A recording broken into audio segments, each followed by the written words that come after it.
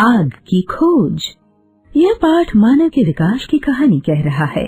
इसमें हजारों वर्ष पहले आदि मानव द्वारा आग के आविष्कार की कथा का वर्णन है। आग का आविष्कार तथा उपयोग मानव सभ्यता की अत्यंत महत्वपूर्ण घटना है। लाखों वर्ष पहले के मनुष्य पशु पक्षियों जीव जंतुओं के बीच जंगलों में रहा करते थे। इनका शरीर घने बालों से ढका रहता था। इनका मुंह और जबड़ा बड़ा होता था। सर्दी, गर्मी, वर्षा व हिंसक जानवरों से बचने के लिए इनके पास घर नहीं थे। ये पेड़ घनी झाड़ियों और गुफाओं में रहते थे। इन्हें आदि मानव कहा जाता था। संयोग से उसे आग का पता लग गया। एक बार वह शिकार करने जा रहा था। उसके पास कोई हथियार न था, अतः उसने एक बड़े पत्थर के छोटे छोटे टुकड़े करने के लिए पत्थर पर पत्थर से प्रहार किया।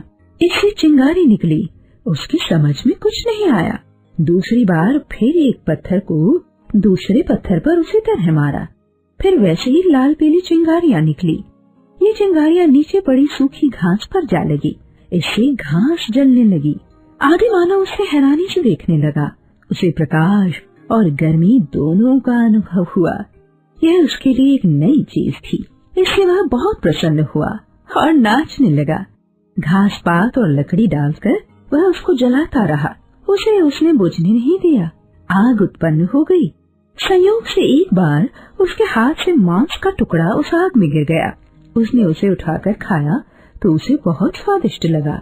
अब तो इस आग को बनाए रखने की उसकी इच्छा और भी प्रबल हो उठी। यह थी आग की खोज। आग का पता तो चल गया, पर उसको जलता कैसे रखें, यह उसके सामने एक बड़ी कठिनाई थी। उसने फिर से दो पत्थरों को एक दूसरे से रगड़ा।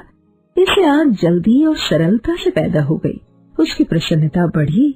फिर उसने उनमें से एक पत्थर के बीच में गड्ढा कर लिया। उसी पत्थर की एक पतली लंबी खूंटी भी उसने बना ली।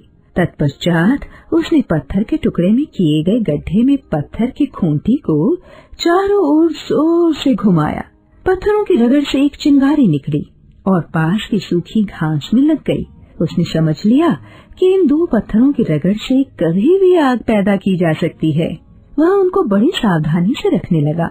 ये पत्थर चकमक के पत्थर थे। धीरे धीरे उसे पता चला कि लोहे और पत्थर की रगड़ से भी आग पैदा की जा सकती है।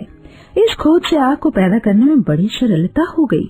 गांव वाले आज भी इस प्रयोग को काम में लाते हैं।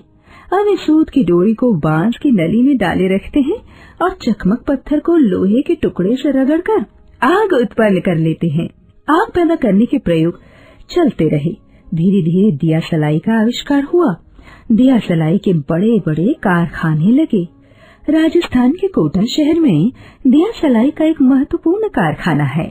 आज हमारे लिए आग जलाना बहुत सरल काम हो गया है।